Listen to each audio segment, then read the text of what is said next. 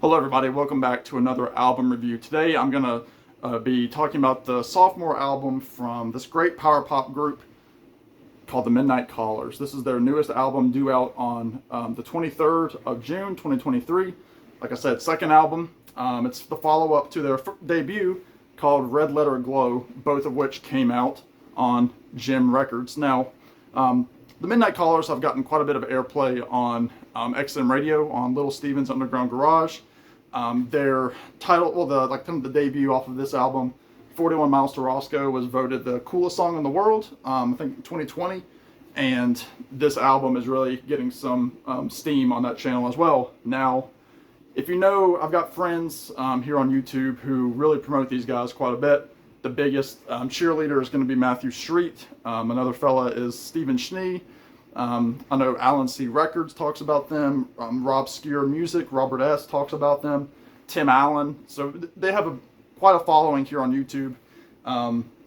Largely in part to Matt really just, nailing it into the coffin that these guys are the real deal. So I have Matt to thank for getting me into them. He actually gave me their first album earlier this year, and was the reason that I was able to get an advanced copy of Rattled Humming Heart, the second album of the Midnight Callers. Now, great album, again, power pop. It's got influences pulling from glam, some power pop, some acoustic, just a little bit of acoustic, not a whole lot, but a little bit on one or two of the songs. So they, like I said, Cheap Trick, The Sweet, Big Star, The Beatles, influences all over this album. All right, and so when I got the album, it also came in this nice little kind of promotional folder here, so you see all the information there. You have Little Steven. I got a nice letter from Matt, which I will hold off on, but it was very kind. Came with a couple of stickers that look like this. That's really appreciated. A couple of stickers. A nice write-up about the band, their album, kind of their history with Gem Records. I won't read this, but it's nothing but kind words. Again, kind of some of the same things. Again, they're based out of New Jersey. That's where they record. I know their first album was recorded in the living room of lead singer Chris Payne's parents' house. But it says, influences like the Raspberries, Big Star, T-Rex, Queen, Tom Petty, the Raconteurs. So they mix the old and the new. Like I said, Raconteurs definitely in there. Maybe a little bit of, like I said, The Who, things like that. So really, really interesting stuff there, which you can find on their website. And then I also got a couple of nice little mini posters here with the bands. And this one's really cool. And I think you can sometimes get these at their shows. I know they play a lot in the New England area, so hopefully they venture down south if they're watching here in Virginia. So, and they also came with a couple of cool pins with the Midnight Callers information. But anyway, y'all don't really care all about that.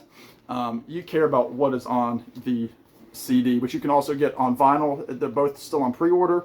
And like I said, they'll be out on Friday the 23rd. So I've listened to this album several times already, so I feel like I'm pretty equipped to kind of break down song by song what it's all about. Hopefully get out of here in just a few minutes, so I won't keep you too long.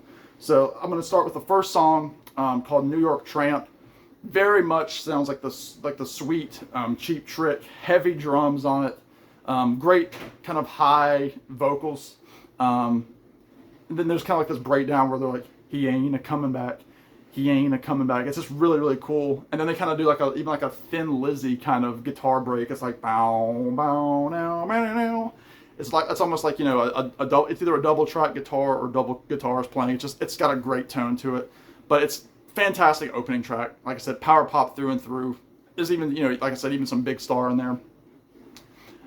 Step is kind of a great, song. This is track 2.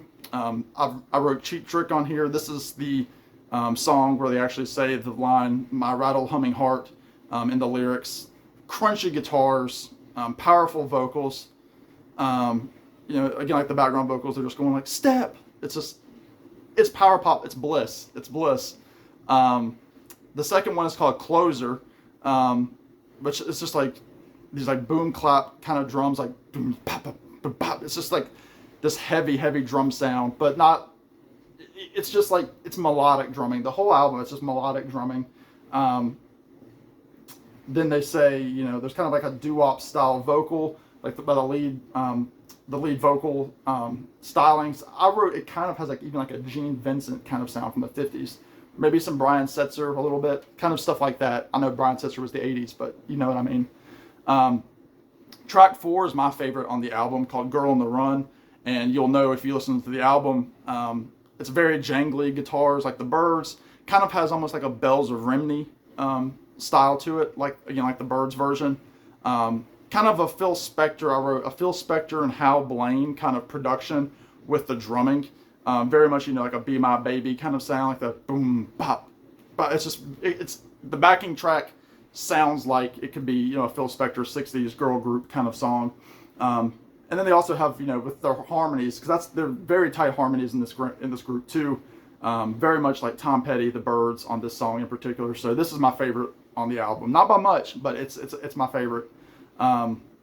Without Ya is number 5. Kind of has this like piano intro, kind of some psychedelic-ish vocals at the beginning, and then the way that he sings, I wrote, is kind of like Harry Nilsson. It's got some Harry Nilsson feel to it, and then it picks up. Really, really great kind of mid-range style rocker in terms of the tempo. Not because it's an average song, but it's just a mid-range kind of rocker. Baby Let Me Be is the next track. Again, jangly again. Kind of some Beach Boys-y kind of harmonies, you know, in the intro. And then it kind of adds a little grit to it. Very much a Marshall Crenshaw sounding song. I thought there was a lot of Marshall Crenshaw style on this song. Next track is called Little Runaround. This one is a little bit more modern, I would say, but not in the way it's like, you know, like Top 40 Radio modern in that it's more like influenced by guys like Green Day versus guys like The Sweet or T-Rex. Again, a heavy bass drum, just like the rest of the album. Yeah, I wrote Green Day. It's got some Big Star on it. Some heavy like tambourine is brought up in the mix. Really, really cool. Next is What Goes Around. Again, kind of a heavier track. I wrote kind of similar. It's got some Kinks feel to it a little bit. Kind of like a gritty guitar, like All Day and All Night. You know, bom, bom, bom, bom, bom. It's not quite like that, but it's got that, you know, the inspiration is there, I think. The solo, though, on the song, I wrote sounds a lot like the solo in A Hard Day's Night by the Beatles. So, again, they're pulling all their music, and these guys are probably about my age, you know, early 30s, mid 30s. So, really, really cool track. Then we get to the song The Plan.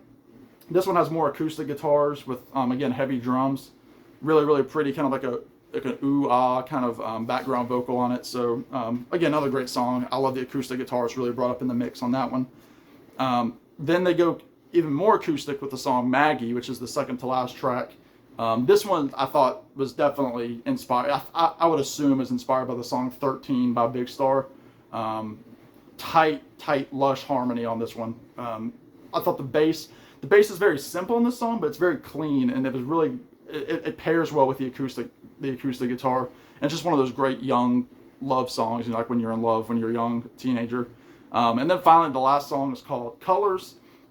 Fast-paced closing song. It ends on a high note, ends fast, ends hard. Ringing guitars, beatly harmonies I wrote. Maybe even some stylings like The Who. So again, you've heard all the bands that I've mentioned throughout throughout the album. The Who, The Sweet, Cheap Trick, Tom Petty, The Beatles, Big Star, as well as some originality as well. Thin Lizzy. But the Midnight Callers, again, they push those harmonies.